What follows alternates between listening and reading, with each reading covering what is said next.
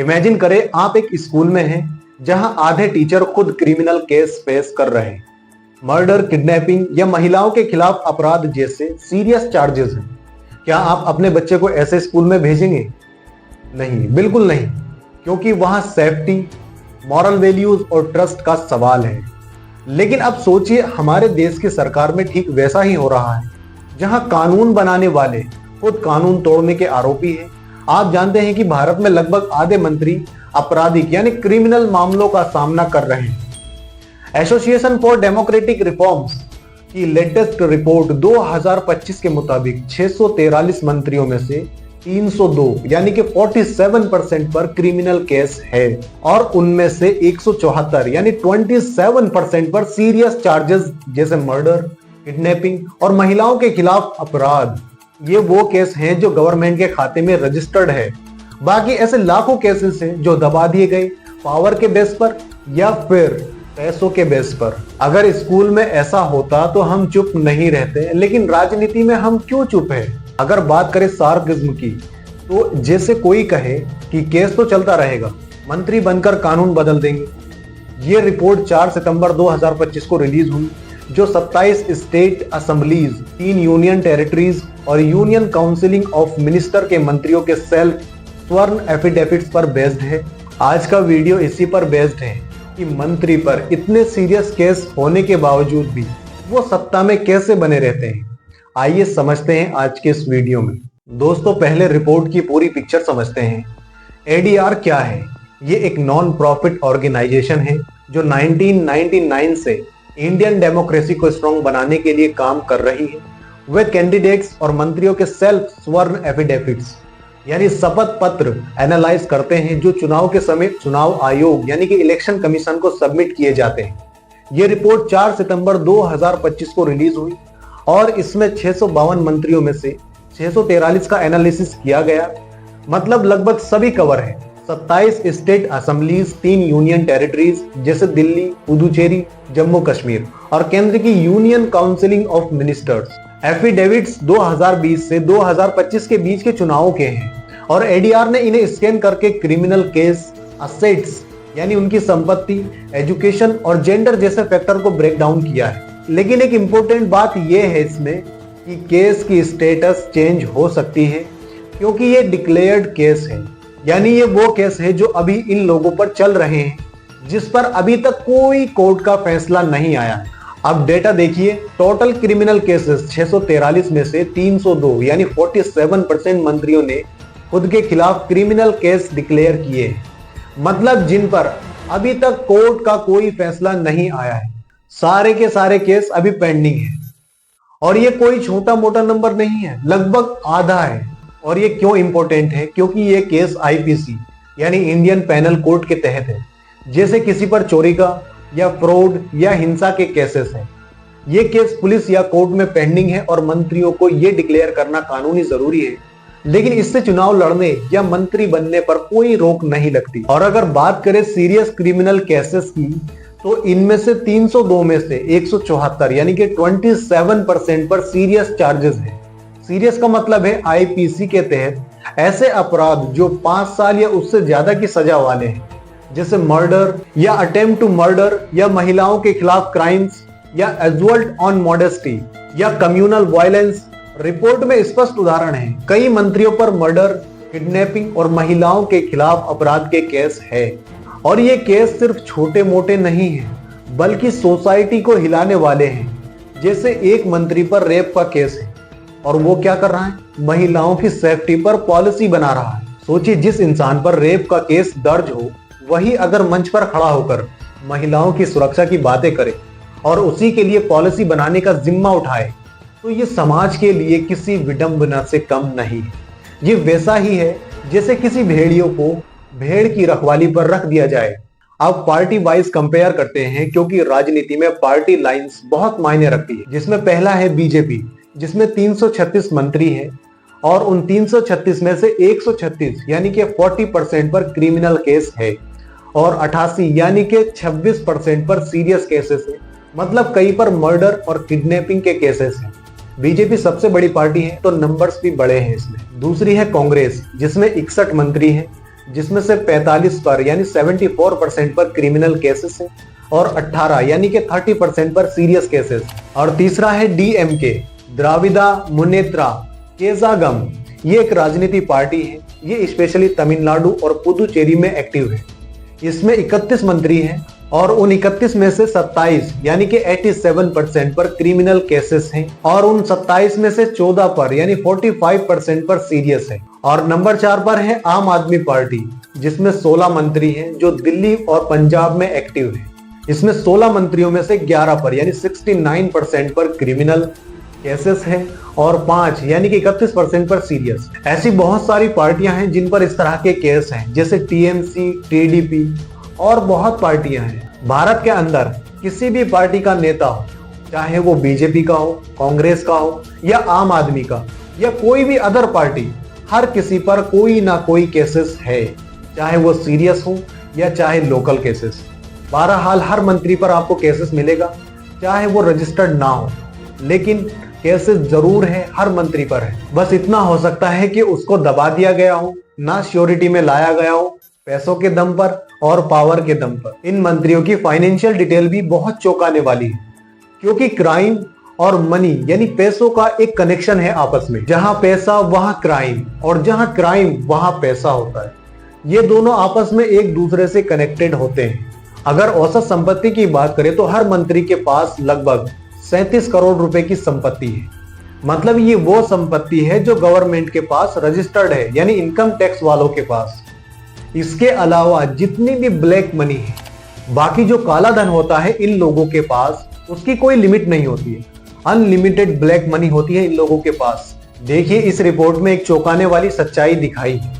हमारे देश में ज्यादातर मंत्री न सिर्फ अपराधी केसों में फंसे हैं, बल्कि करोड़पति और अरबपति भी हैं। औसतन हर मंत्री की संपत्ति 37 करोड़ रुपए है। ये वो है जो गवर्नमेंट में रजिस्टर्ड है, यानी इनकम टैक्स वालों के पास। देश में 36 मंत्री अरबपति हैं। सबसे अमीर मंत्री आंध्र प्रदेश के चंद्रशेखर पेमासानी है। यानी राजनीति में पैसा और ताकत दोनों का खेल है, जहां अपराध और मनी पावर मिलकर राजनीति को कंट्रोल करते हैं। दोस्तों, डेटा देखकर मन में कई सवाल आते हैं, जिसमें पहला है, इतने सारे कानून और नियम होने के बावजूद क्रिमिनल छवि वाले नेता चुनाव क्यों जीत जाते हैं? भारत में representation of the people act यानी आरपीए 1951 कहता है कि अगर कोई कन्विक्टेड यानी दोषी साबित हो और 2 साल की सजा हो तो 6 साल तक चुनाव नहीं लड़ सकता। लेकिन केस डिक्लेयर करने से कोई रोक नहीं, सिर्फ कन्विक्शन से। तो नेता केस लड़ते रहते हैं, स्ट्रेट ट्रायल डिले कराते हैं और चुनाव जीतते रहते हैं। अगर सार्किज्म की बात करें तो केस पॉलिटिकल गिफ्ट है, मंत्री बनकर सोल्व कर लेंगे। असली वजह है मसल पावर और मनी। मतलब क्रिमिनल बैकग्राउंड वाले नेता लोकल इन्फ्लुएंस यूज करते हैं, यानी बूथ कैप्चरिंग या वोटर इंटिमिडेशन। एग्जाम्पल के तौर पर टीडीपी में 96% मंत्रियों पर केस है, फिर भी 2024 में चुनाव जीते। सुप्रीम कोर्ट ने 2003 में एफिडेविट्स मैंडेटरी किए, लेकिन इंप्लीमेंटेशंस कमजोर है। एडीआर की स्टडीज दिखाती है कि क्रिमिनल कैंडिडेट्स का विनिंग रेट यानी उनके जीतने की जो दर है वो 13% से ज्यादा है, क्योंकि वे स्ट्रॉन्ग लगते हैं पैसों के बल पर या फिर गुंडागर्दी से। और दूसरा सवाल, क्या ये नेता वाकई अपराधी है या फिर राजनीतिक बदले में केस लगाए गए? कई नेता कहते हैं कि केस पॉलिटिकल बदला है, जैसे विपक्ष ने केस लगवाए, लेकिन ADR report self declared affidavits पर बेस्ड है। मतलब खुद मंत्रियों ने ये केस एडमिट किए हैं। सीरियस केस जैसे मर्डर या किडनैपिंग को बदला कहना मुश्किल है, क्योंकि ये कोर्ट में पेंडिंग है। हाँ, कुछ केस पॉलिटिकल हो सकते हैं, जैसे सीबीआई या ईडी का यूज, लेकिन 47% नॉट इम्पॉसिबल। ये सिस्टमिक इश्यू है। कल्पना कीजिए, एक मंत्री पर मर्डर का केस 10 साल से चल रहा है, लेकिन वे संसद में बजट पास कर रहा है। क्या ये जस्टिस है? रिपोर्ट में महिलाओं के खिलाफ क्राइम्स के स्पेसिफिक उदाहरण हैं, जैसे सेक्शन 376। सुप्रीम कोर्ट ने 2018 में कहा कि फर्जी केस भी चेक हो, लेकिन प्रूफ की कमी से कई केस चलते रहते हैं। और तीसरा सवाल, जनता क्यों बार बार ऐसे नेताओं को चुनती है? क्योंकि वोटिंग में जाति, धर्म, फ्री स्कीम जैसे 10 लाख का पैकेज या फ्री राशन हावी होते हैं। एडीआर की पिछली रिपोर्ट 2024 दिखाती है कि क्रिमिनल कैंडिडेट्स का विनिंग रेट यानी जीतने की जो उनकी दर है वो नॉर्मल से 13% ज्यादा है। और वो क्यों है? क्योंकि वे प्रोटेक्टर लगते हैं, लोकल प्रॉब्लम्स को सॉल्व करते हैं।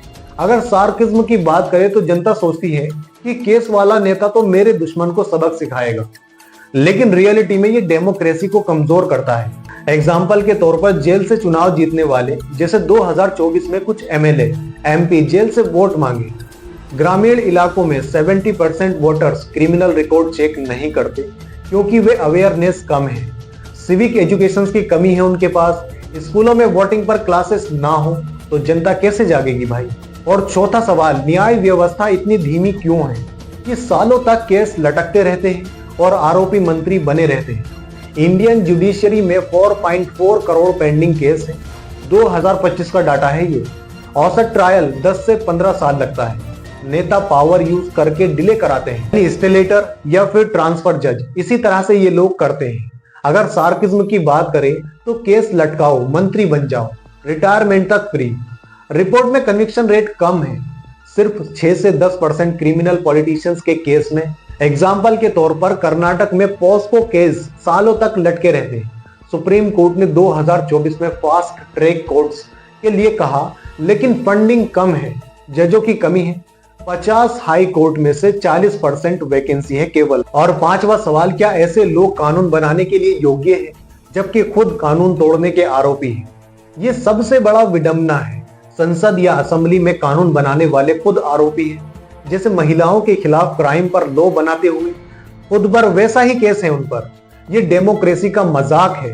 मंत्री बनकर पॉलिसी बनाते हैं जो खुद फॉलो नहीं करते। रिपोर्ट का महत्व ये है कि सरकार ने 20 अगस्त 2025 को 3 बिल्स इंट्रोड्यूस किए, यानी अगर पीएम या सीएम या मंत्री पर सीरियस केस में 30 दिन हिरासत में है तो रिमूवल है। लेकिन क्या लागू होगा? वो नहीं होगा, क्योंकि ये कानून सिर्फ हमारे लिए बनते हैं, ना कि पावरफुल लोगों के लिए और ना ही पॉलिटिशियंस के लिए। और अगर ये कानून उनके लिए बनते भी हैं तो वे इस कानून को लेट करा देते हैं या फिर पैसों की बदौलत पर जजों का ट्रांसफर कर देते हैं। अब तो बिल भी आ गया, लेकिन पुराने केस तो चलते रहेंगे। आर्टिकल 75 या 164 कहता है कि मंत्री पीएम या सीएम को खुश रखे, लेकिन मॉरल ग्राउंड्स पर इस्तीफा दे।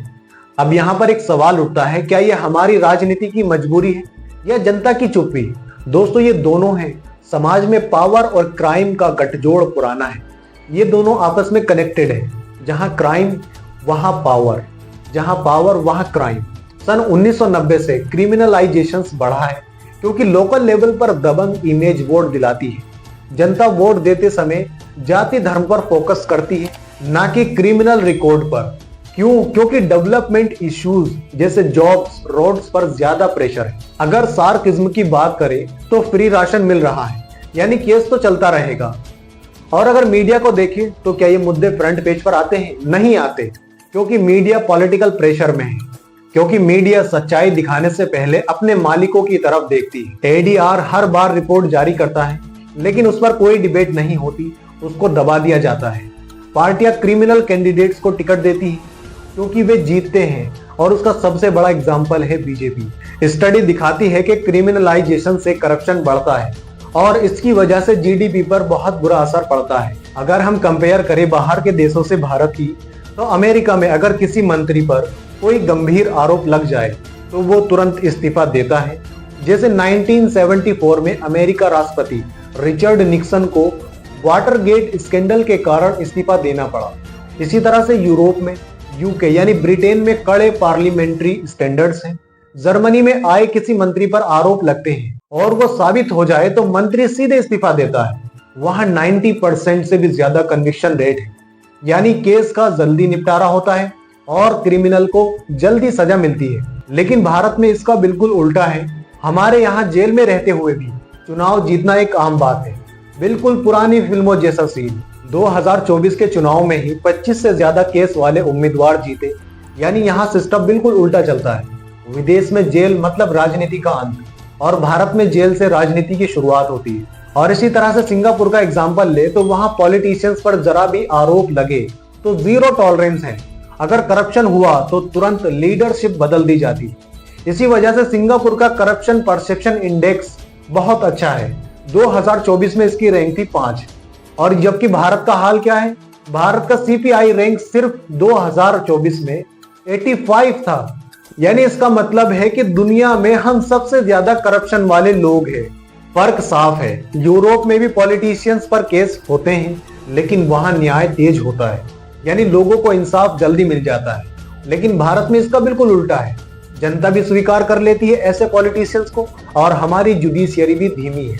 वर्ल्ड बैंक की रिपोर्ट कहती है कि अगर राजनीति साफ हो तो फॉरेन इन्वेस्टमेंट भी बढ़ता है। यही हमारी सबसे बड़ी समस्या है, लेकिन अगर समस्या है तो उसका सॉल्यूशन भी है। सबसे पहला है सख्त नियम और कोर्ट का रोल। सुप्रीम कोर्ट पहले ही कह चुका है कि जिन नेताओं पर क्रिमिनल केस है उनको पार्टियां टिकट ना दे। चुनाव आयोग को भी सख्ती करनी चाहिए ताकि अपराधियों को टिकट ही ना मिले। और दूसरा है इलेक्शन रिफॉर्म्स। जैसे ही किसी नेता पर गंभीर अपराध साबित हो उसे तुरंत पद से हटाया जाए। अपराधी नेताओं के लिए फास्ट ट्रैक कोर्ट बनाए जाएं ताकि केस सालों तक लटके नहीं।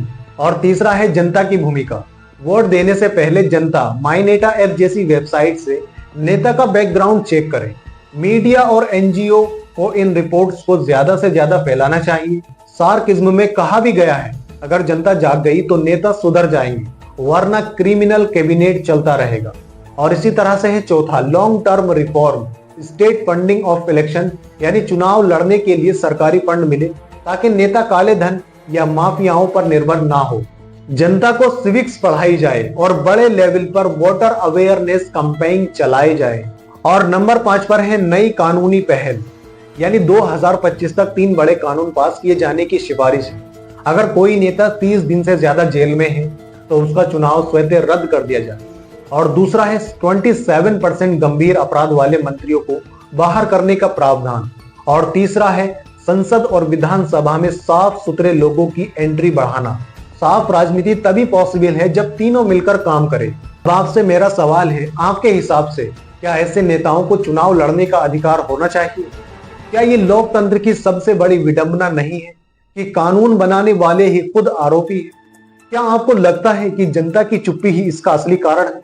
आपके स्टेट में कितने मंत्रियों पर केस हैं? माई नेता ऐप चेक करके बताएं। क्या बिल्स पास होने से चेंजेस आएगा या जनता को जागना पड़ेगा? कमेंट में डिस्कस जरूर करें, आपका ओपिनियन बदलाव ला सकता है। आखिरकार सवाल यही है कि अगर देश के लगभग आधे मंत्री अपराधी छवि वाले हैं तो हम किस दिशा में जा रहे हैं? क्या हम विकसित भारत बनना चाहते हैं या क्रिमिनल कैबिनेट वाला? अगर हमें साफ सुथरी राजनीति चाहिए तो पहला कदम जनता को ही उठाना होगा। अवेयर बनो, वोट सोच समझ कर दो, एडीआर रिपोर्ट्स पढ़ो और सिस्टम से सवाल पूछो। ये डेमोक्रेसी हमारी है, इसे बचाना हमारी ड्यूटी है। बदलाव पॉसिबल है अगर हम चाहे तो। वीडियो इंफॉर्मेटिव लगा हो तो वीडियो को लाइक करें और शेयर करें। Thank you.